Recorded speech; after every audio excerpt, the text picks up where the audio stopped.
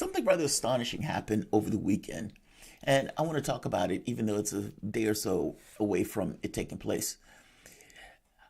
It starts here. Union attempt in Bessemer, Alabama. Let's start there. A lot of people get together, angry, frustrated, the backbreaking work, and the difficulty associated with dealing with the company itself, the money, the ungodly sums of money that Amazon is making off the back of those workers, exploiting in many respects their labor in order to make those profits. Those employees worried about COVID, worried about their wages, worried about the factory and whether or not anything is going to take place, worried in sort of degree of consternation at the company and the profits and how those things aren't being shared. They say, we want a union. And they get, despite the spies and spooks that Bezos put out, despite the attacks and the vigorous anti-unionization effort by the company, they get the vote. That vote is taking place now. Bezos is worried.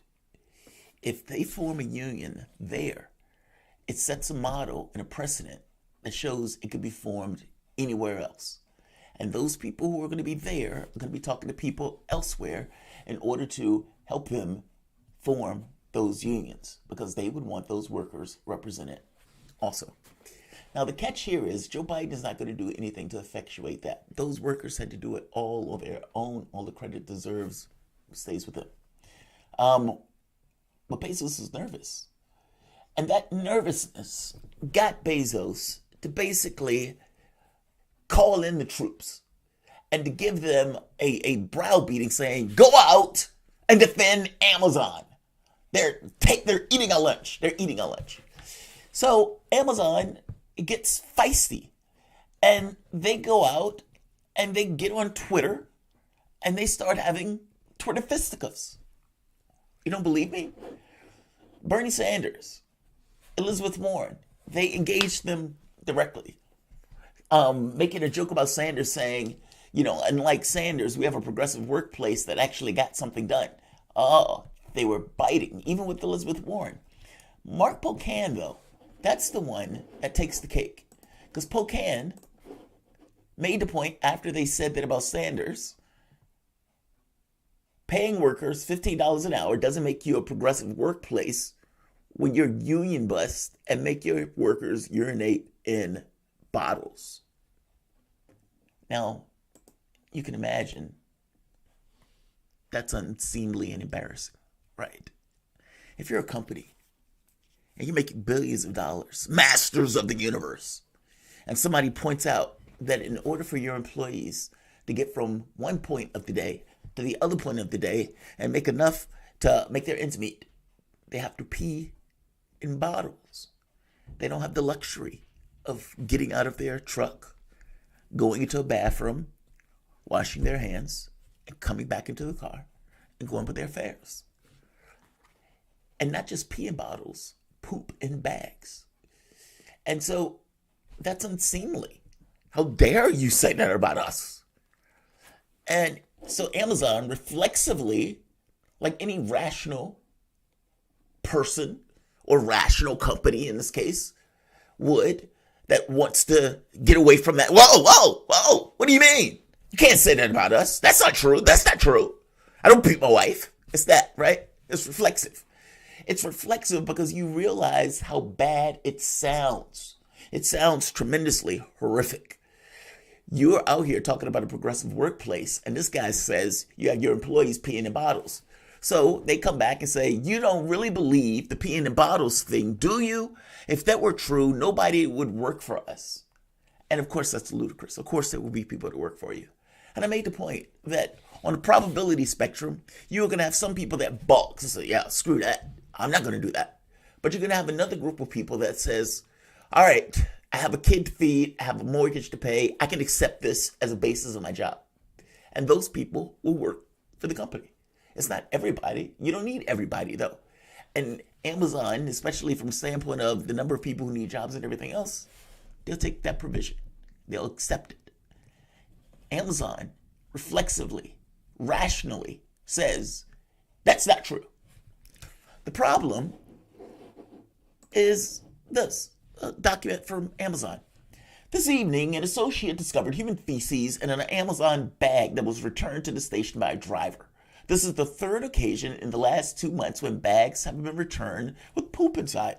We understand that the DAs have emergencies while on the road, and especially during COVID, DAs have to struggle to find bathrooms and delivering. Regardless, DAs must not return bags to the station with poop inside.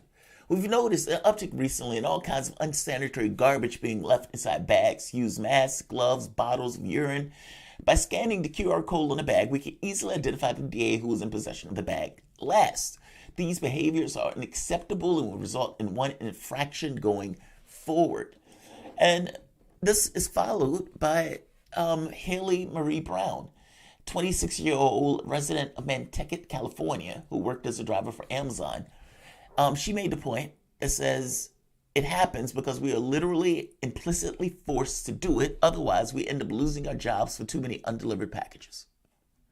She's saying that regardless of what they say out of their mouth, it is constructed and crafted in a way where this is your only out.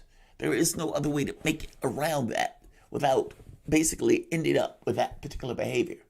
So Amazon giving infractions is them, in a way, a fig leaf of saying, hey, we don't tolerate this. But it's not about being tolerated. You just want those people to get rid of that stuff when they get out of the truck so they don't leave it behind for other people. But from a standpoint of the way the job is organized, you're incentivizing it. It's not that I don't think everybody does it, but I do think there are going to be some routes and there are going to be some people who are going to be stuck in that position. And to say, though, it's one thing to say we don't tolerate it. Okay, that's a fig leaf, especially when you know it happens and it happens to such a scale where you have to actually send off letters about it. But Amazon went further here and basically said, you don't really believe that, do you? Basically, that's not happening, bro. That's ludicrous to think that. That's ludicrous to think that. Nobody would work for us if they had to poop in bottles and bags. Nobody would do that. Nobody would do that. And yet, here's the letter to the associate saying, please don't do that. That's disgusting. Notice, though, that they didn't take any kind of personal responsibility for the people doing that by altering schedules or something to basically effectuate a situation where they don't have to do that. No, we just need you to change and fix it. Find some other way to do it. What happens when there is no other way to do it and the person, like any other rational human being that wants to keep their job, just gets better at concealing? I suspect that the issue here is that they want these guys to get better at concealing it. That's almost besides the point, though. Amazon gets caught in a lie here. So what does Amazon do? And I'm going to show you what Amazon does. Amazon basically says, our bad. Our bad. When we said employees didn't pee in jars, that's not entirely true. We fucked up. It is true that they do pee in jars. And the wild part is, I'm going to explain to you why they're so dismissive at the end of all of it and why they're not going to do anything about it. It's not as simple as, oh, well, they want to keep wages down and everything else. Well, of course they want to keep wages down, but it goes a little bit deeper than that.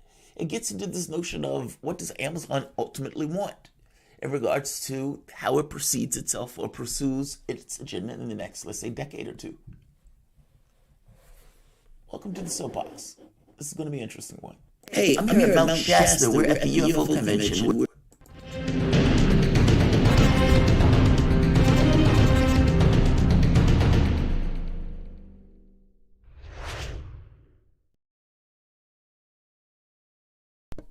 My name is Jamarl Thomas. This is the Progressive Soapbox. Guys, if you dig this content, please like, share, and subscribe. You can always support this content through PayPal or Patreon. This content is brought to you by you, and I appreciate you appreciate you allowing me the opportunity to do it. Amazon comes out. I'm sorry. Our bad. When we said that employees weren't peeing in jars, we meant that they were peeing in jars. But I just want to point out how they were reflexively against this. and how it is rational to be reflexively against it, because that's like somebody saying you beat your wife. Nobody wants to be seen beating their wife or beating their kid or kicking their dog. And they come back and say, whoa, we didn't do that. But the company had to come back and say, our bad. When we said people weren't peeing in jars, we lied about that. Our bad. And we understand it looks bad. And so it needs to be known that this is not just us. This is also industry-wide. And it's an intractable issue. So, yeah. All right, thanks. Pew. Boo. And the mic goes off. I mean, they put out a letter, and this letter is astonishing. But beyond the letter that they put out, I want to get into why Amazon doesn't care about this. Don't get me wrong, they care about it in the optic sense. But they're not going to do anything about this. And the letter doesn't even imply that they're going to do anything about it. So they go into right here. And they say this tweet is incorrect. Is it now? This tweet is incorrect. It did not contemplate our larger driver population and instead wrongly focused only on our fulfillment center. A typical Amazon fulfillment center has dozens of restrooms and employees are able to step away from their workstation at any time. If an employee in a fulfillment center has a different experience, we encourage them to speak to their manager and we'll work to fix it. I read somewhere that this was taking place in the fulfillment centers also, but okay, let's keep going. Second, our process was flawed. The tweet did not receive proper scrutiny. We need to hold ourselves extremely high accuracy at all times. Okay, fair enough. But you're kind of skirting the issue here, buddy. The moment that you accept, yes, our employees piss in bottles in order to do their job and to not get fired. The moment that you accept that, this other stuff doesn't really matter. I hope you know what I mean. Like, the moment that you have to admit, yes, this is something that takes place. This is a disgusting process that takes place because we incentivize it. Well, what does that make your company look like at that point? Clearly, they didn't want to be known as a P company. But what does that make you look like at that point? That looks horrendous. And so talking around the issue with the elephant in the room just kind of standing there is weird to me. That's not just like, dude, get to the cake. So the long-standing issue is industry-wide and it's not specific to Amazon. We've included just a few links so we can show it. I mean, it's not just us. But regardless of the fact that it's industry-wide, we should solve it. We don't yet know how, but we will look for solutions. We will continue to speak out when misrepresented. We will also work hard to be accurate. Isn't that awesome? That part is fantastic. We will, right here, regardless of the fact that it's industry-wide, we would like to solve it. Would you now? We would like to solve that problem. In the same way, I would like to be chiseled, like, I don't know, Lou Ferrigno. That's actually not that big. But you get my point. People would like to do all sorts of things. That sentence doesn't mean anything at all. It's that somebody paid $5,000 for the sentence just to give a connotation of something without really meaning anything. I was sure Amazon would like to build a space station on Mars. I'm sure they would like to put chips in everybody's heads. I'm sure they would, et cetera, et cetera, et cetera. Also, they make the point that says, we don't yet know how to solve it, but we're looking for solutions. That statement is missing a modifier. We don't know how to solve it and retain the fantastic amounts of profits that we make. Because the fact of the matter is, if you have more drivers and if you have more cars, you can expand to a point where the drivers wouldn't feel so rushed in order to make these kind of deliveries and get these things from point A to point B. You can even create relationships if you really care that much about it with the various people so they can have restrooms in various areas of the city into which they are driving. There's all sorts of things you could do if you cared about it. And that's the catch. That's the rub. At the end of the day, you can give employees demerits, infractions, or whatever you want to call it, because you put it entirely on the employee, despite the fact you've created a system that incentivizes people to take that behavior. especially if they're not going to get fired or in order to prevent themselves from getting fired. You can't have it both ways, and yet you want to have it both ways. So you take the outward face of saying this is against our company policy, while simultaneously knowing that that company policy or that incentive to do that allows your company to make fantastic amounts of profit with a smaller workforce than is necessary to prevent that particular act. Hope you understand my point. Can you conceive of a world where Amazon employees are not rushed going from point A to point B delivering packages? And what would that look like? Let's say Amazon devoted a massive amount of money into packaging and getting employees and everything else. Then yes, they could do that. But that would be massively expensive. I'm making the point that there's some middle ground there where they can up that without losing a ton of cash, but they don't want to lose any of the cash. And considering the model that they have right now is working, nobody in the public cares all that much about it. It's embarrassing, but they're going to keep it moving.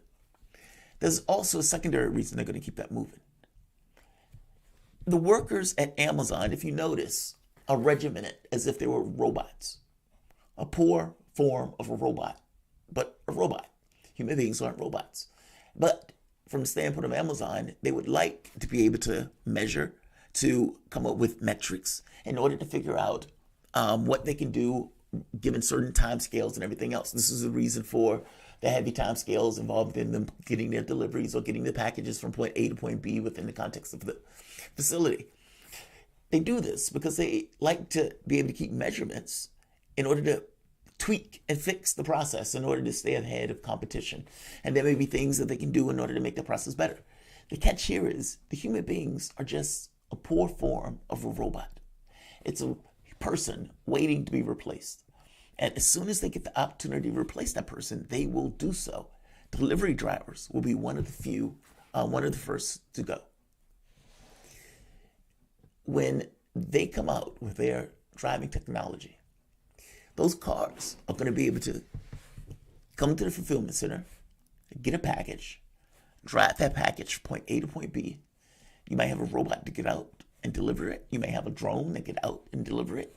And you may even have a situation where the overwhelming majority of your packages are delivered by some kind of robotic element with a very few needing drivers because of the type of package that it is. But that would decimate the driving population. And that's not just for the driving population, it's also for the fulfillment centers. The moment that they can build those fulfillment centers in a way that utilizes automation and AI and all of these other innovative techniques and building procedures, they will use less employees. Their job, their goal is to use less employees. And if they can get a machine to do that job, that machine can work 24/7. The machine will never get blue. That machine will never try to fight for a union. That machine won't do anything but sit there and do that job day in and day out. And they would be able to rack that money while those people lounge without work. The point is that from Amazon's standpoint, the human beings in their company is transitory. The point is to get to a case where it is robots taking over that work and that labor. And when they have robots taking over that labor, the amount of resources they can expropriate to themselves skyrockets, even if it takes a starting cost in order to get to that point. So no, they're not going to invest large sums of money in order to get employees to a point where they don't have to pee or poop in bottles and bags. To do so will undermine their bottom line, and they don't care that much. I know that sounds brutal, and even if they don't intellectually engage it that way, is that functionally how it operates? Then what does it matter? I mean, if the emotion is primary in this case and is driving a particular behavior, you can cover yourself in this notion that, well, we're a company and our job is to make profit, etc. Yes, but that's not entirely real. That's purely conceptual stuff. I mean, the reality of it is people have their needs being met through the job that they work.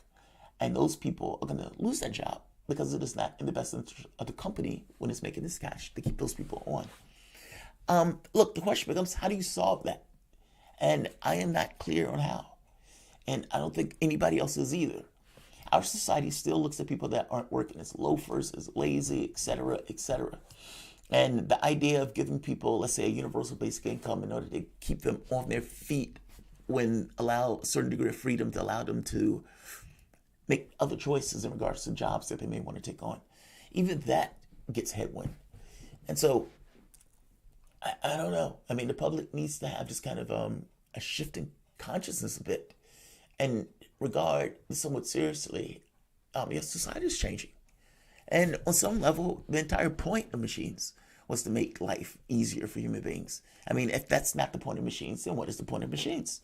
I mean, is it really as miserly as just create profit for some individual? Or is this kind of larger philosophical point to allow human beings to solve the single most intractable problem in our universe up to this point? Who does the work? Who does the labor?